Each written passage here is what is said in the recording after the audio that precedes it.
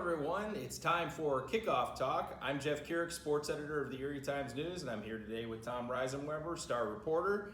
And we're here to talk about Week 4, and I can't believe it's Week 4 already, Tom. Yeah, I mean, after this week, we're pretty much halfway through because Week 10 is mostly playoffs. So we're at the halfway mark once Friday and Saturday hit. That's just too fast.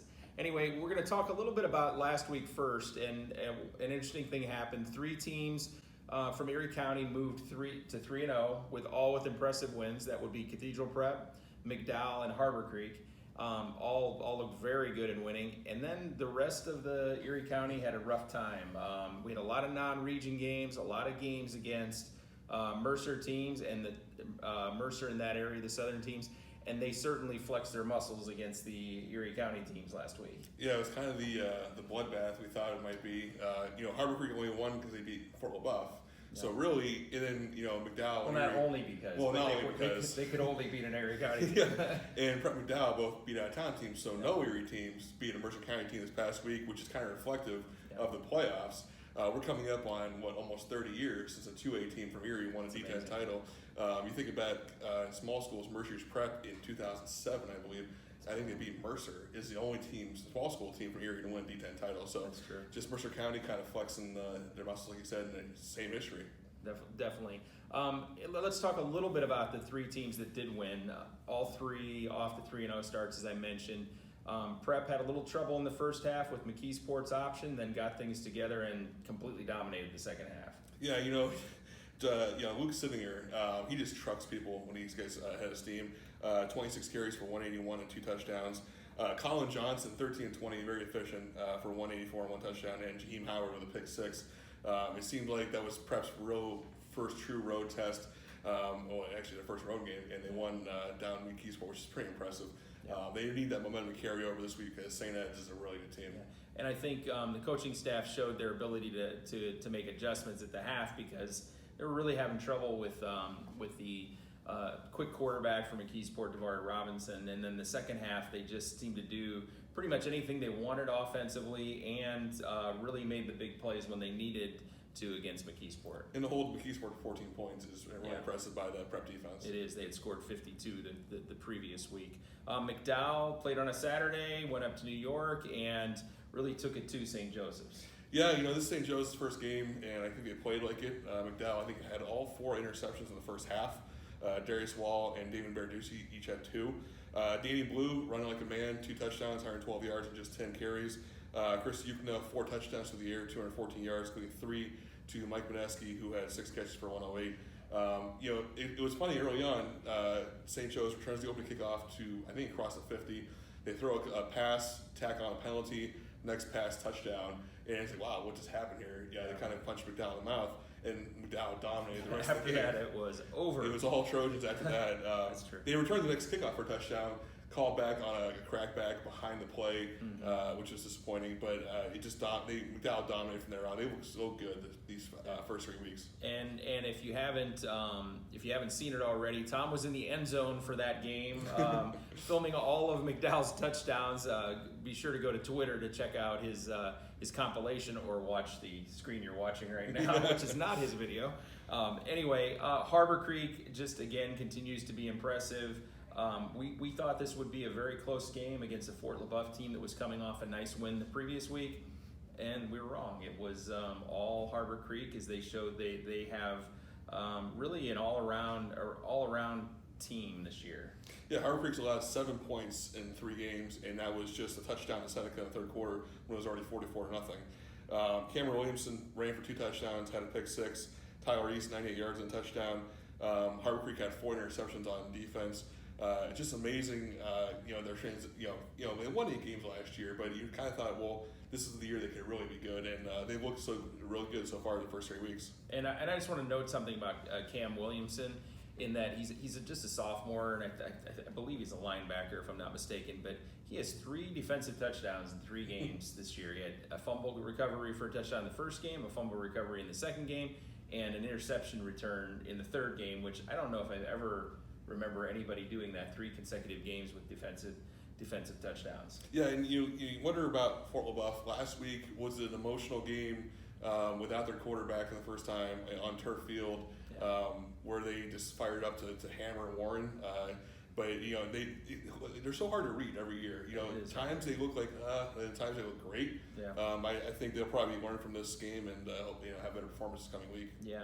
Anything else about the other games? Like I said, a lot of lopsided victories for Southern teams against Erie teams, Erie County teams. But I think there were a couple of things, closer games that stood out a little bit. Mercier's Prep hung with Hickory for a while, but then something happened in that game.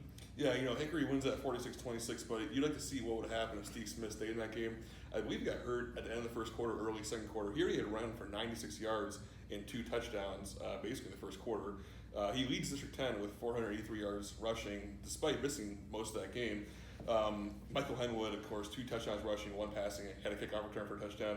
Hunter Stutes, 130 yards and 2 touchdowns receiving. It's just, Hickory's had so much speed on that team with those two, Stutes and Henwood. But it would have been interesting to see if Mercier could have hung that game if Steve Smith didn't go out. C.G. Ligo had a nice couple runs. He might be kind of a hidden gem that they discovered because of that, because he was running really tough in that game. And there was good news about Steve Smith's injury. Yeah, only a deep bone bruise. Coach Root expects to be approved or cleared to play on Friday at Titusville, so that'd be good for them. One thing about Hickory, we've talked about this so far this season. They won 2 games last year, which is very un-Hickory-like. A program that recently won 6 consecutive District 10 titles. But this team looks like they're restoring that tradition.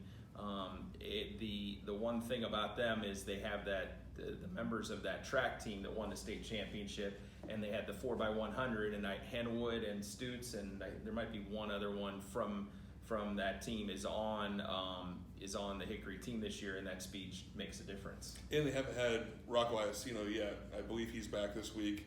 And hiring Bill Dungy was a really good move. You needed a guy to step in there that had a offensive mind and the right kind of coach after Bill Bress left. Had such a great legacy there. So you really need someone to come in and be a good transition coach right away, and he's done a great job so far. Absolutely.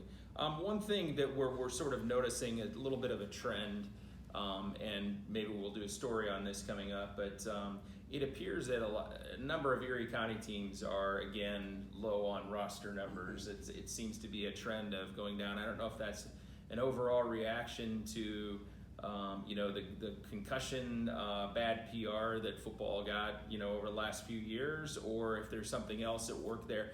But it just seems like when Erie County teams face teams from the southern, districts southern school districts that they appear to have a lot of times fewer people on the sideline, even though they're the same size schools.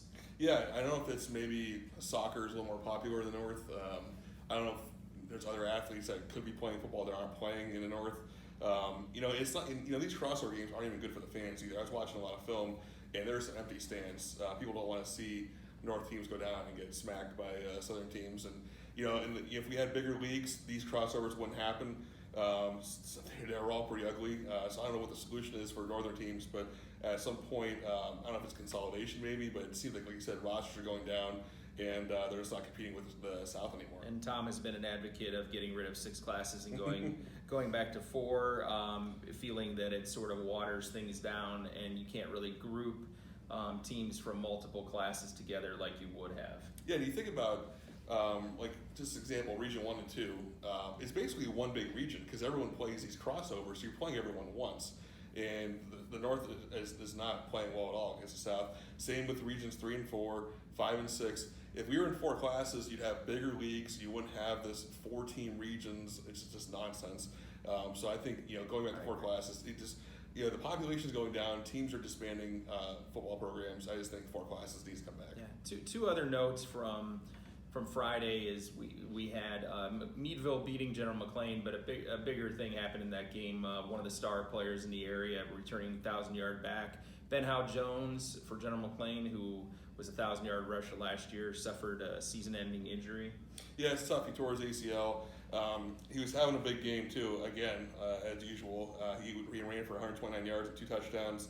They ended up losing by a touchdown, and the shame of it is he's such a hard-working athlete, and he won 4 D-10 championships in track and field. he probably won't be back for track and field in the spring. So it is a shame that he won't be back for the rest of the football season. He'll miss track season, but hopefully he has some college prospects. The other note I was mentioning was in the Franklin game. Franklin suffered a loss, but history was made during that game.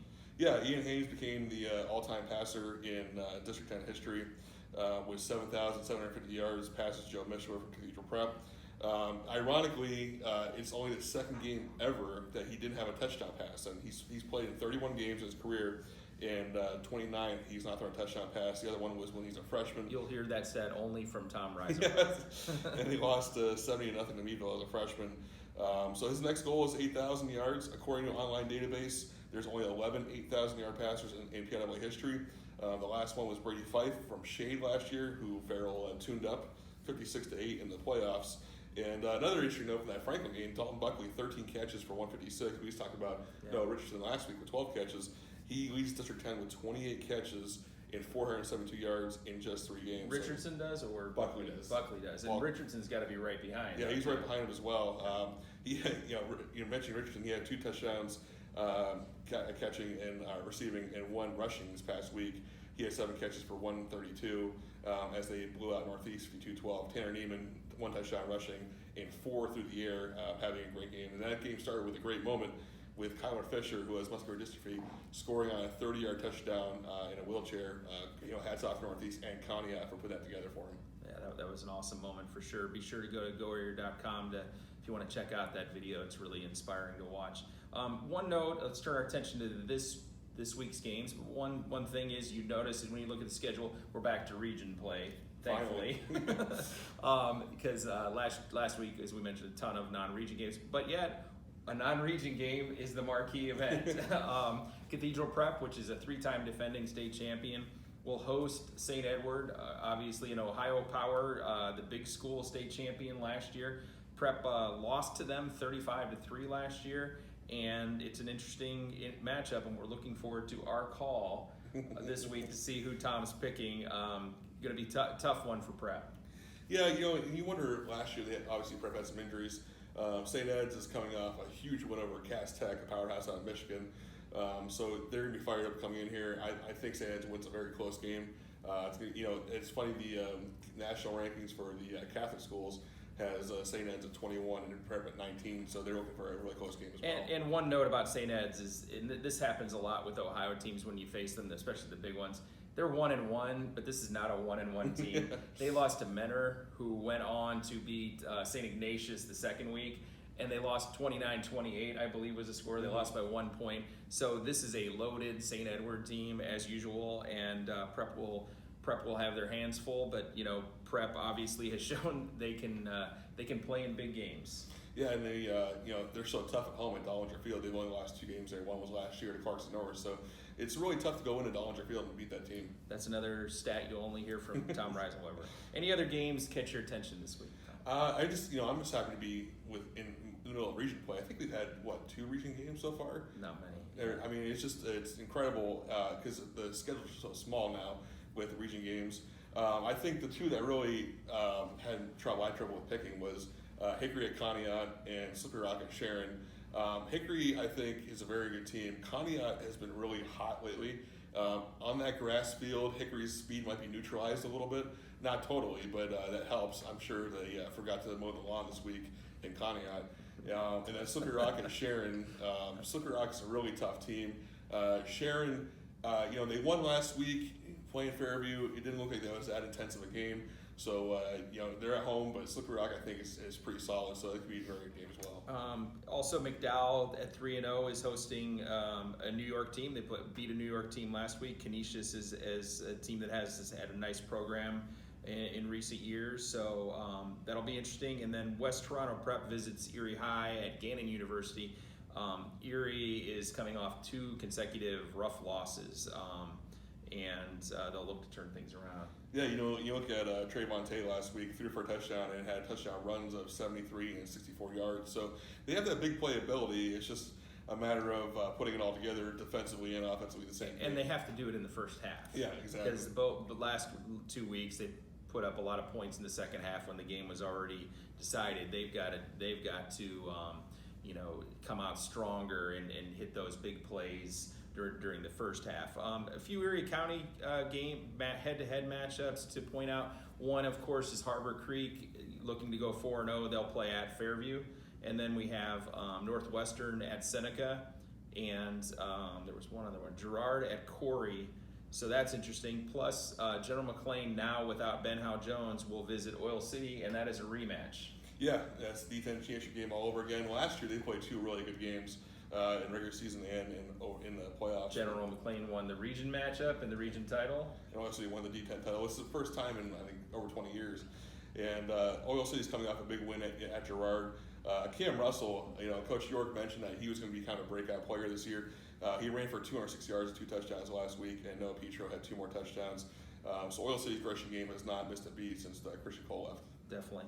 Now let's turn to Saturday. We have two night games involving Erie County teams, which is very rare. Yeah, it was before the season. The officials asked District 10 teams to see if they can play on Saturday or Thursday because of a lack of officials, and these are 2 results of that. Fort LaBeouf at Meadville.